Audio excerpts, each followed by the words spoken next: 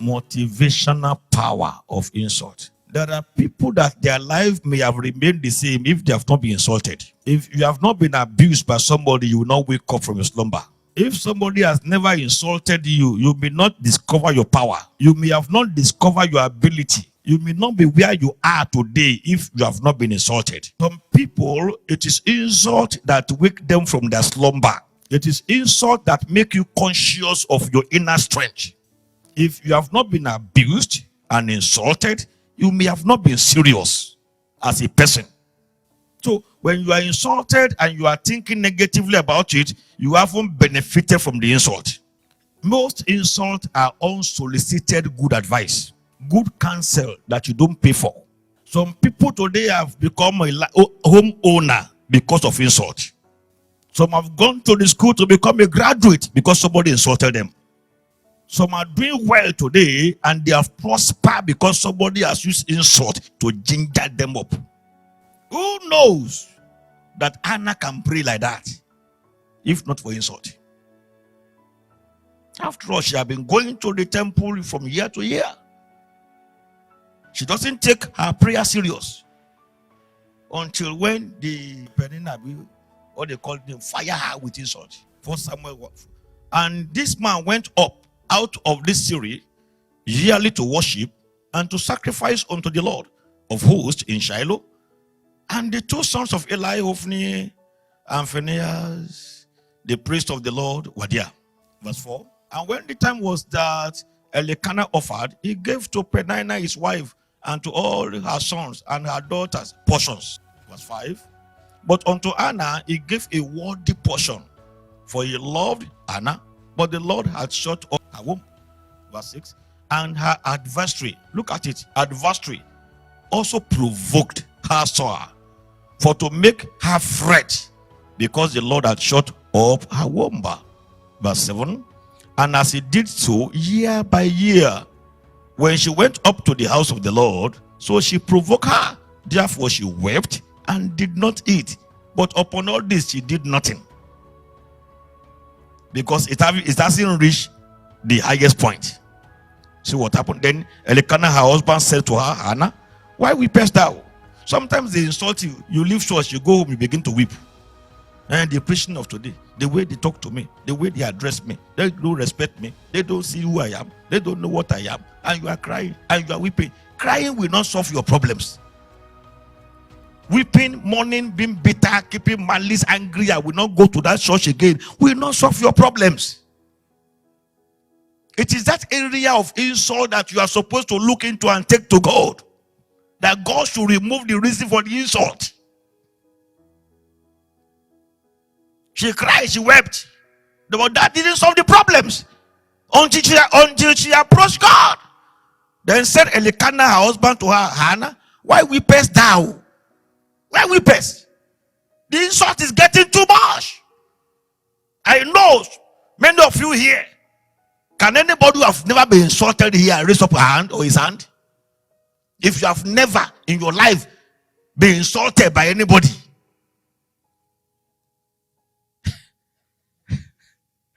Anna, why weepest thou? And why it? I have two messages. One I've prepared for the past 4 or 5 days, and God said, no, you are speaking on this. I say, God, let me speak on this. Say, no, this one. Why eatest thou not? And why is thy heart grieved? Insult always bring grief. Insult, when you take it negatively, always bring grief. Am I not better today than 10 sons? Verse 9. So Anna rose up after they had eaten in Shiloh, and after they had drunk. Now Eli the priest sat upon the seat by a post of the temple of the Lord, and she was in bitterness of soul. We shall get there. Insult always creates bitterness of heart, bitterness of soul. And when bitterness and grief is not directed positively to God, it destroys things. And prayed unto the Lord and wept sore. He knew before, he had been weeping before the husband. She had been crying to the husband from year to year. And the situation persisted. It wasn't the husband that closed the womb. The Bible says it was God. Now, until she now took her matter to the owner of the womb, before the reason for the insult was removed. Why don't you take the matter, the reason for the insult, to your creator? Why being bitter with people around you?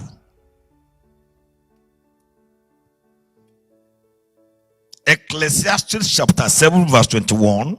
Ecclesiastes chapter 7 verse 21. You pray. You too, you are going to pray tonight. Also, take no heed.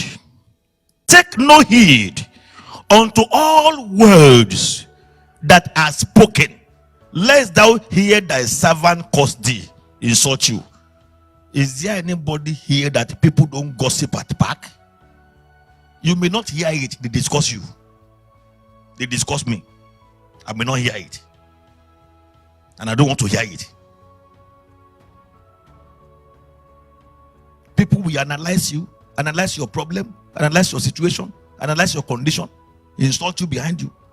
It is the one you hear that you are angry against. There are thousands and hundreds you don't hear. He said, when you listen to every word, you will hear where your houseboy is abusing you, insulting you. See which guy. When house girl have nothing to do again and they sat behind at the backyard, what are they doing? They discuss Oga now and Oga wife. And the Bible says, if you are now dropping your house girl, your house boy, you will hear them insulting you. That means you don't want to enjoy your life and your happiness and your joy by listening to every word. Who is abusing you, who is insulting you, who is gossiping you. You have time. Oh, think of how many people are abusing Biden every day.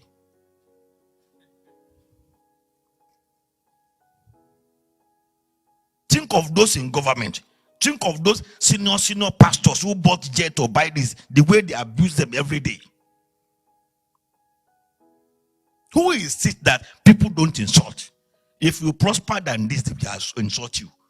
Press will insult you. People who don't know you will insult you. Those who know you will insult you.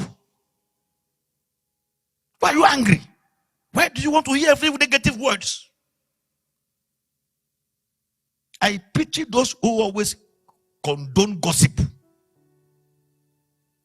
They will give you, gossiper will give you hypertension. They are agent of confusion.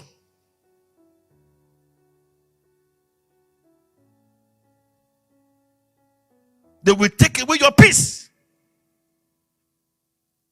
They enjoy the way you get angry when they are gossiping for you. Hey, he said so. Ah, he. Oh, guy, hey. They enjoy your reactions. Am I talking? 2 Kings 2:23. 2 Kings chapter 2 verse number 23. They are often interchanging the Bible, and the guy begin to insult him. All the story has heard about David when he was serving Saul, and what real and unreal, and the one he conjured. He thought that David's downfall will be the end. He thought that David will never rise again, and he was insulting him. A whole king. Verse number 13, 2 Samuel 16:13.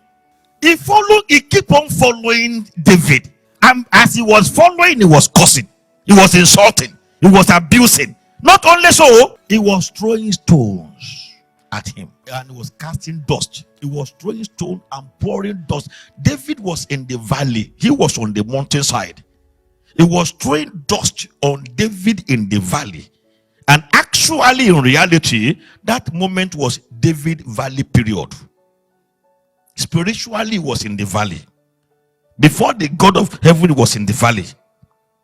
And Shimei has assumed that God can never restore him. And he was adding more insult, adding more abuse to him. When people are down, don't mock them.